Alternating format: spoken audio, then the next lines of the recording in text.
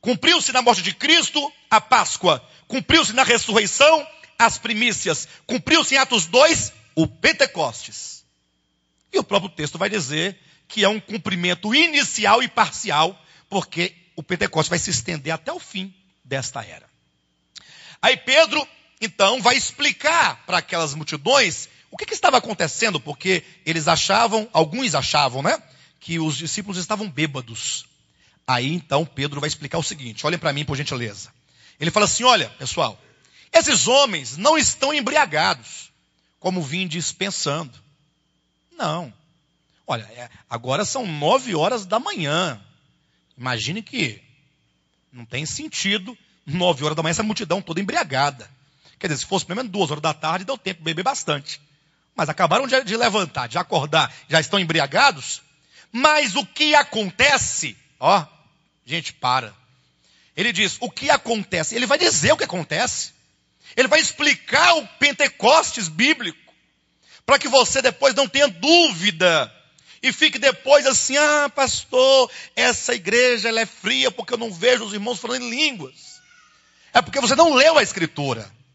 Você simplesmente tem um dogma, tem um falso conceito acerca do Pentecostes que te foi legado por uma cultura gospel, uma cultura pentecostal historicamente situada no século XX no Brasil, e você fica impedido de entender a Escritura.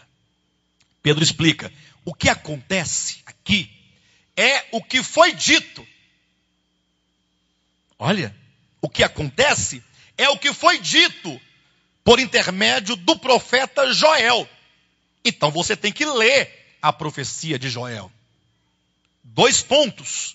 E aí ele passa a narrar a profecia do profeta Joel. E acontecerá, diz o Senhor, que nos últimos dias eu derramarei do meu espírito sobre toda a carne. Ponto. Vossos filhos e vossas filhas profetizarão, vossos velhos sonharão, eu derramarei até mesmo sobre os servos, sobre as servas, sobre as crianças. É geral.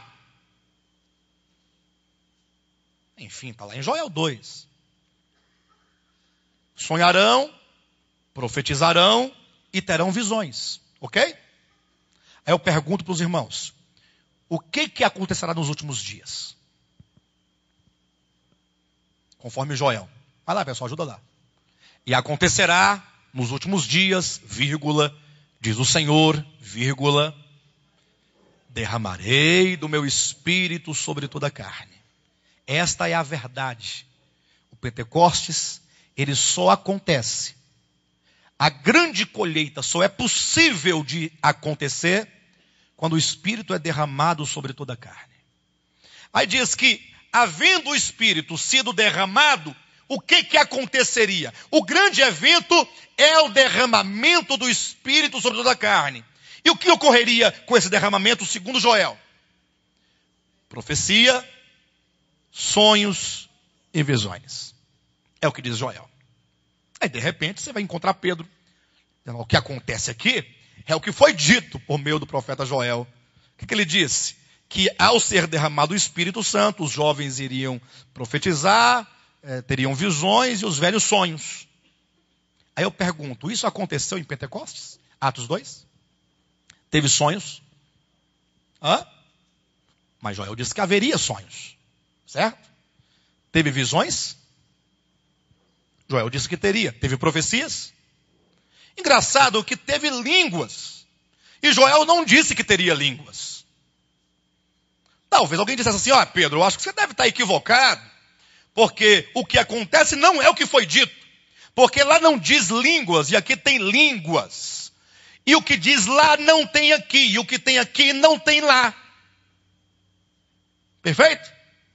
Só que Pedro, apóstolo, aquele que tem a autoridade de interpretar o Antigo Testamento e trazer o sentido em realidade, diz o que acontece aqui é o que foi dito e ponto final. E portanto, o que acontece aqui é o que foi dito lá. Não sonhos, não visões, não profecias, não línguas. Porque isso aí pode variar. Depende do Espírito como ele quer se manifestar. Mas o que acontece aqui é o que foi dito lá. O Espírito sendo derramado. É a proposição. Acontecerá nos últimos dias do Senhor que derramarei do meu Espírito sobre toda a carne. Ponto.